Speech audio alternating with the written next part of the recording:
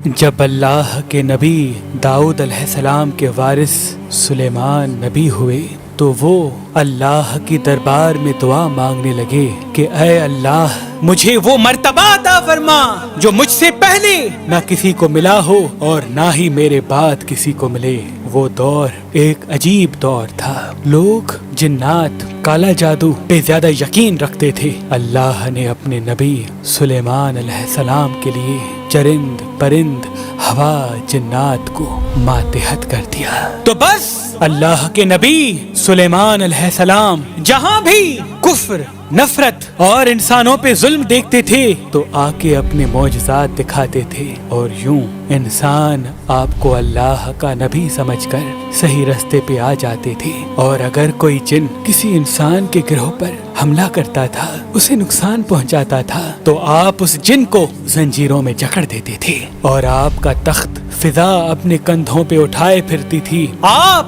آسمانوں میں پرواز کرتے تھے۔ تو ویسے ہی آپ آسمان میں پرواز کر رہے تھے، اتنے میں ایک جن آ کے آپ سے کہنے لگا کہ اے اللہ کے نبی، زمین پہ بابل کے پاس جنات کا ایک گروہ انسانوں پہ ظلم کرتا ہے، اور وہاں کے جن انسانوں میں حلول کرتے ہیں اور پھر انسانوں کو تکلیف دے کے یہ منواتے ہیں کہ ان کے پاس غیب کا علم ہے، اور یوں انسان بھی صراط مستقیم سے ہٹ رہے ہیں۔ جیسے ہی اللہ کے نبی سلیمان نے اس بات کو سنا تو آپ اپنے تخت کو بابل کی طرف موڑتے ہیں اور اس گروہ کے پاس آ کے کہتے ہیں، اے تکبر میں رہنے والو، اللہ سے ڈرو۔ وہ جنات کا گروہ حضرت سلیمان کی طاقت سے ناواقف تھا۔ اس میں سے ایک جن لیاب کہنے لگا، ہم کسی سے نہیں ڈرتے اور ہم اپنی مرضی چلاتے ہیں، اور اس کے قبائل کے کچھ جن حضرت سلیمان علیہ السلام کے تخت کے چاروں طرف سے آ جاتے ہیں اور کہتے ہیں، اگر تو واقعی سچا ہے تو ہمیں قید کر کے دکھا۔ تو بس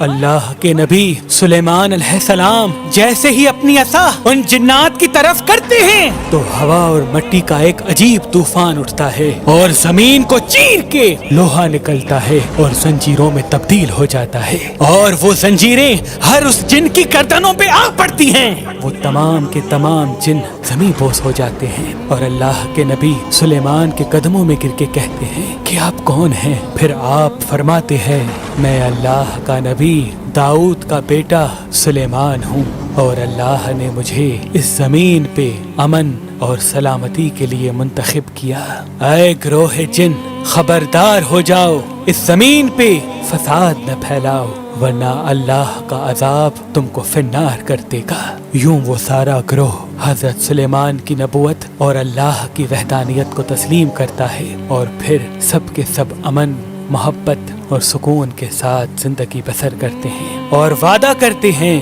کہ کبھی بھی کسی بھی انسان کو تکلیف نہیں دیں گے۔ بے شک اللہ جسے چاہے اپنی خاص رحمت اور طاقت سے نواز دیتا ہے، وہ ہر دعا کو سننے والا اور سب پہ کرم کرنے والا ہے۔ اے اللہ، اس پورے جہان پہ اپنا کرم فرما اور ہر انسان کی دعا کو قبول و مقبول فرما، آمین ثم آمین۔ قبول و مقبول فرما، آمین ثم آمین۔